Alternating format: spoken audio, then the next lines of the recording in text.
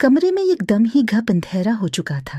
मैं कमरे की चीजों को टॉलते हुए बेड तक पहुंची थी और दोबारा से रिजाई में घुस गई।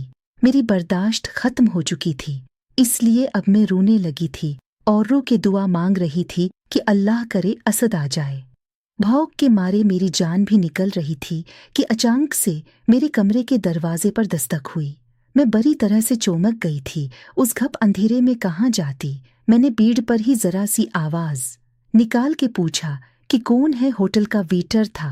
कहने लगा कि आपने अगर खाना खाना है तो खा ले, क्योंकि सुबह से आपके कमरे से कोई भी खाने का ऑर्डर नहीं आया। मैंने उसे कहा कि ठीक है, मुझे एक प्लेट खाना ला दो। कुछ ही देर में मेरे कमरे का दरवाजा दोबारा खटका था। खाना आज का था। मैंने दरवाजा खोला तो सामने वेटर ट्रे में खाना लिए हुए था।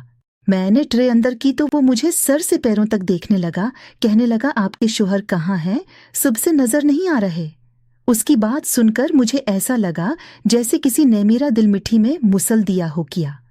वो हमारी जासूसी कर रहा था कि मेरा शौहर कमरे से कब गया है और कब वापस आता है। मैंने कहा कि वो किसी काम से गए हैं, कुछ ही देर में वापस लौट आएंगे। मेरी बात सुनकर वो कहने लगा कि जितनी बाहर बर्फबारी हो रही है, तमाम रास्ते बंद हो चुके हैं। बीबी खाना खाओ और लंबी तान कर सो जाओ। शौहर तुम्हारा सुबह से पहले तो यहाँ आ नहीं सकता। मुझे वेटर का ये अंदाज बहुत ही बुरा लगा था। मैंने धड़ से दरवाजा बंद किया। बेमुश्किल ही मैंने आधा ही खाना खाया था। बार बार उसद के बारे में सोचकर मुझे जिस कदर डिप्रेशन हो रहा था, मुझसे खाना तक नहीं खाया जा रहा था। हालांकि मुझे भूख बड़ी शिद्दत से लगी हुई थी। मोबाइल की कुछ सगन लाए तो मुझे असद का मैसेज मौसूल हुआ कि वो रास्ते में फंस चुका है, सुबह से पहले नहीं आ सकता, लेकिन फिर भी वो कोशिश करेगा। जैसे ही रास्ते साफ हुए तो वो जल्द मुझ तक पहुंच जाएगा।